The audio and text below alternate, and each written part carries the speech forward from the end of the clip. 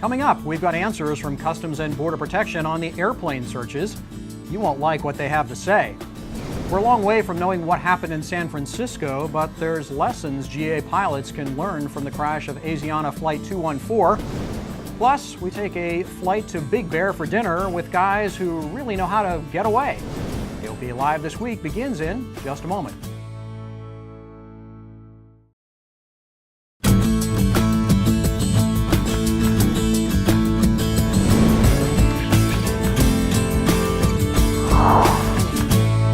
Finally got an answer, but we don't like it, and neither will you. Hello everyone, I'm Tom Haynes. Thanks for watching AOPA Live this week. AOPA filed multiple Freedom of Information requests with Customs and Border Protection to find out more about their stops and searches of our pilot members. And we have the signed forms from the members to act on their behalf. It's essentially a kiss-off letter from a law enforcement agency that says we're police, we're law enforcement. The stuff you asked for is law enforcement sensitive, and besides, not to worry because we're there to watch out for the civil rights of your members. That's an unsatisfactory response, and we're going to appeal it, but we're not going to play games with these people. Ken Mead is the former Inspector General for the Department of Transportation. He knows the insides and dark corners of Washington bureaucracies, and he says we shouldn't just trust law enforcement agencies to do the right thing. That's not how our government is set up. People get stopped by armed law enforcement agents, searched, and they're totally innocent. I take a look at my law books, my law school training, and I say there's got to be a reason for this.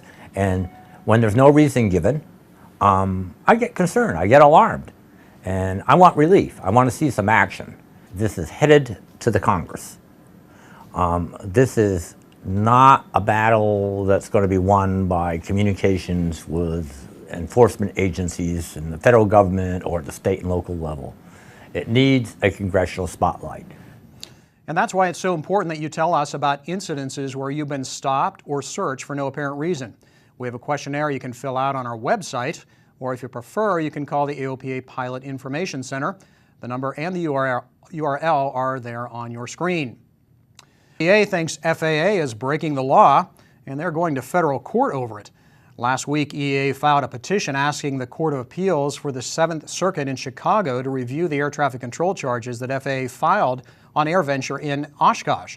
EA says the $447,000 charge imposed without standard notice or comment, and that makes it improper and unlawful.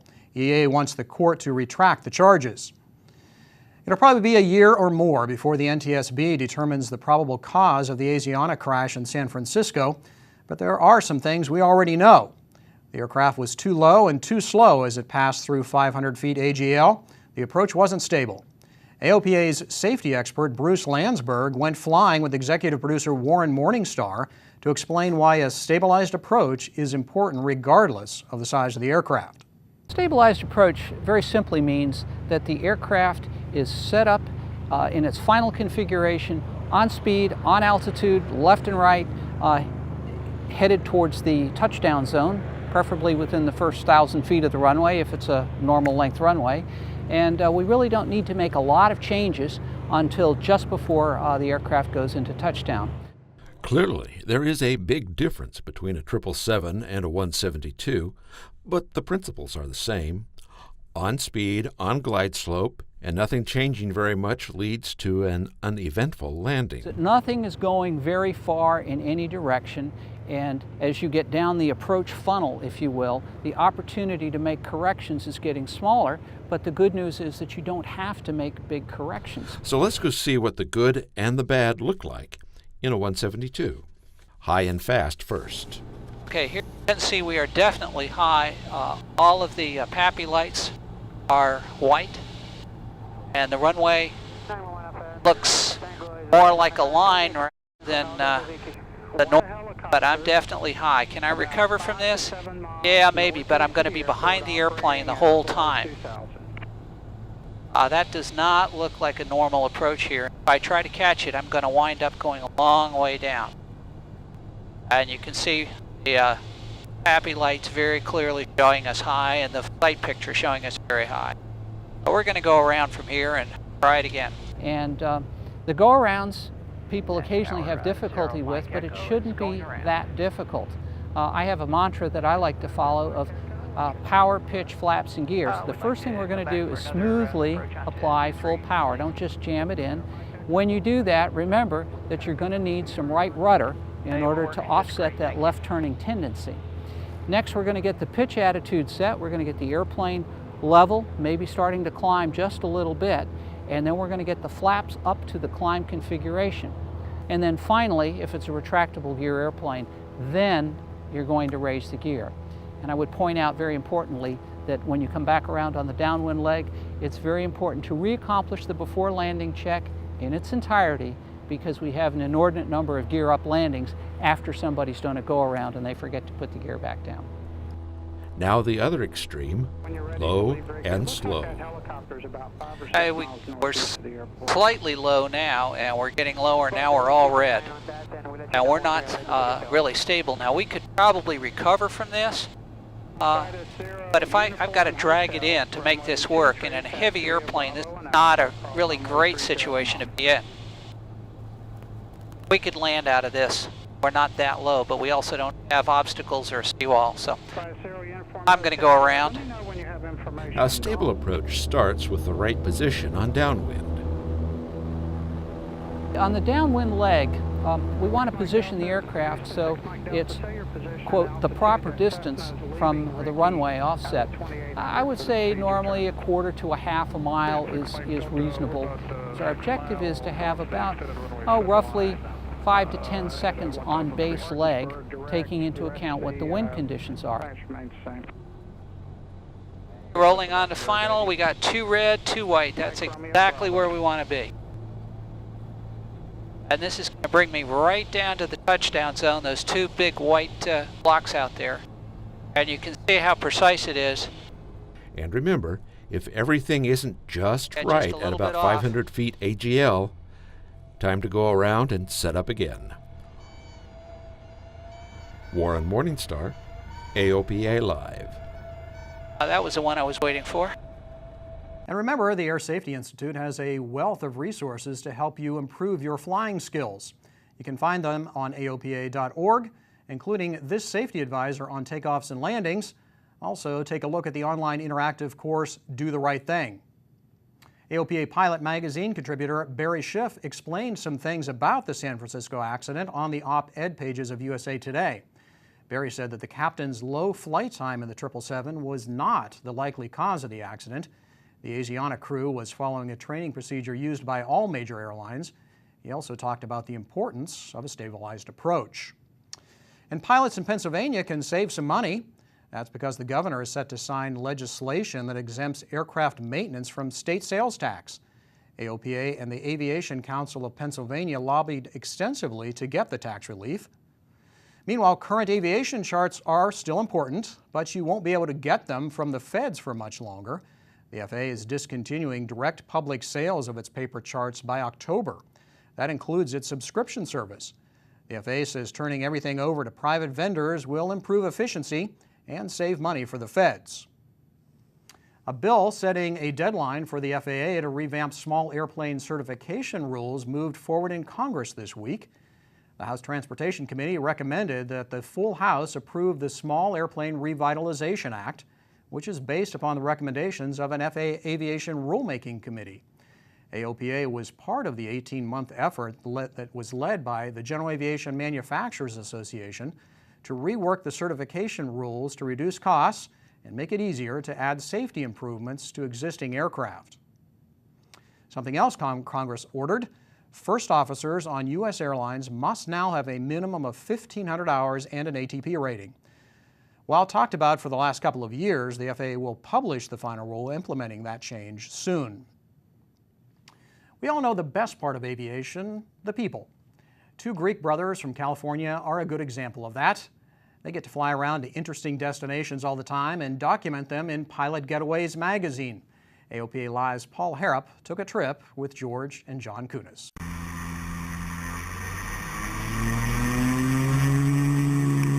It's a hazy afternoon in June as we take off from Santa Ana, California.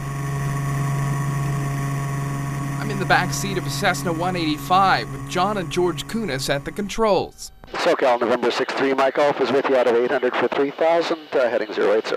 The brothers edit and publish Pilot Getaways magazine, and tonight we're getting away to Big Bear for dinner. Well, the kind of thing, coming into Big Bear, we come over to the Snow Valley ski area about 10 miles west of the airport. Then the next thing we see is Big Bear Dam and then the large Big Bear Lake. And that's pretty much on final to runway 8. On our right, we see several ski areas, the Gold Mine ski area, the Snow Summit ski area. On our left is just a high ridge that goes up to about, 8,000 feet or so. So we're coming in between two 8,000-foot ridges, just dropping into this little valley, which is where Big Bear is, right onto runway 8.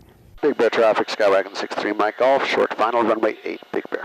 The trip doesn't take long, but it takes you far away from the surf and sand. Well, today we had a great flight into Big Bear. Big Bear's up at 6,752 feet, which is almost 7,000 feet. And it was only about a 35-minute flight from John Wayne, which is almost at sea level. So we spent the day out on the water, jumped in the airplane. 35 minutes later, we're up in the mountains at almost 7,000 feet. Pilot Getaways magazine focuses on the places your airplane can take you and the fun times you can have getting there. If you want to have fun with your airplane, if you're interested in living a lifestyle with your airplane, Pilot Getaways will show you how to do it. We will even create types of getaways that you may not be aware of. They've profiled more than 550 destinations since launching in 1998. You know, people have always asked us what our favorite place is, and it's like asking a parent, which one's your favorite child? It's almost impossible to answer. There's so much variation with the places we featured. You know, I can say there are so many high points. But aside from the places, George says the magazine has had an impact on readers in ways they never expected. One of the most powerful letters we got was about 6 months after we started the magazine. And this woman wrote in and she said, "You've saved my marriage," because she is now flying with her husband regularly through this, wonderful tool, the airplane, that too often we forget the utility and the joy that it can actually bring people, pilots and non-pilots, and the family and friends of pilots. Joy like leaving at 4 p.m., having dinner in the mountains, and getting back down to the coast around dusk. High above Southern California, Paul Harrop, AOPA Live. Thank you, Paul. George and John always seem to bring the party with them, I've noticed. You can check out more adventures at pilotgetaways.com. Well, coming up after the break, there's another light sport amphib out there, and Dr. Sakier talks about his favorite gas. Stay with us.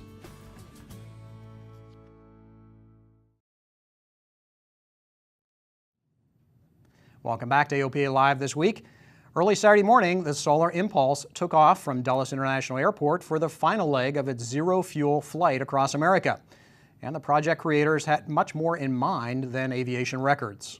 And what we try to do with André in the Solar Impulse project is to use this incredible inspiration of aviation to motivate people for pioneering spirit, for exploration, and also, of course, for the clean technologies and the renewable energies that the world needs so badly today.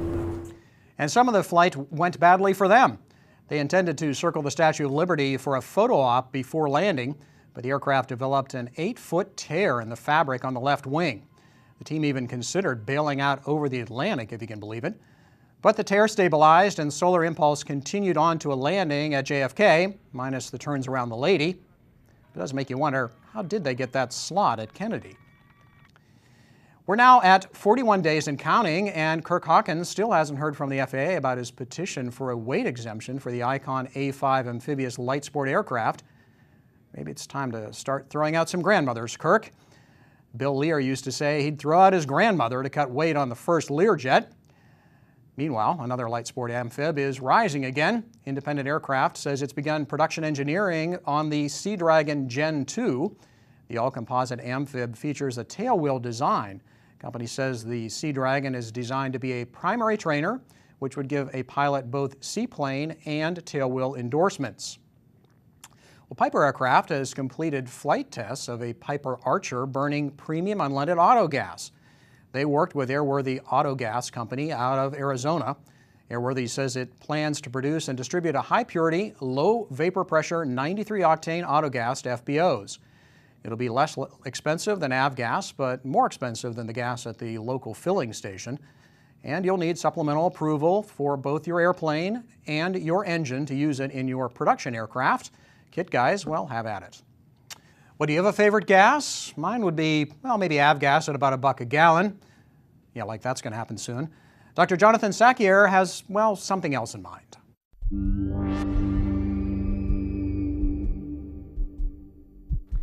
If I asked a bunch of pilots, do you use oxygen when you fly?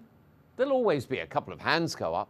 But of course, we all breathe oxygen when we fly. It's just that a lot of pilots, in my opinion, don't breathe enough. Of course, I'm referring to supplemental oxygen.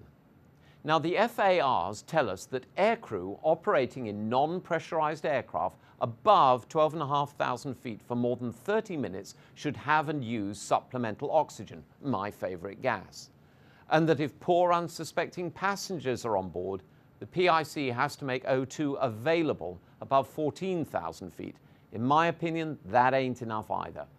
Look, our brain, eyes, heart, and every other organ in the body needs oxygen to function. And without it, harm is being done to cells in the body, and mental processing is impaired. I think having mental processing on board might be a good thing when you're thundering through the heavens in an aluminum tube. What's worse, the effects are cumulative with fatigue, and after time aloft, and after years of being hypoxic, the $100 word we docs have for being short on oxygen, we know that people who are exposed to chronically low oxygen environments suffer all sorts of bad consequences, and pilots are potentially doing the same thing by not breathing this magic gas. Why is it that sometimes very experienced pilots make silly decisions or act too slowly or indecisively, leading to a bad outcome? Could it be hypoxia? Well, let's put it like this. Why take the risk? Oxygen is not expensive, widely available, and easy to use.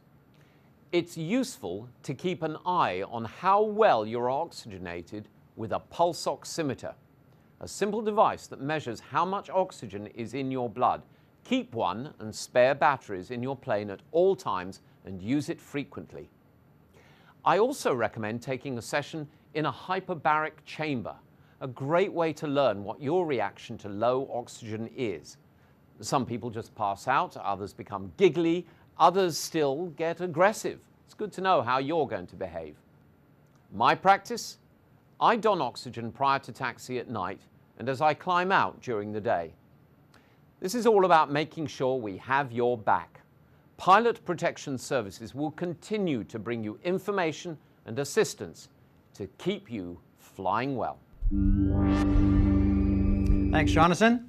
Well, that's it for this week. Thanks for watching. We hope to see you back here next Thursday for AOPA Live This Week.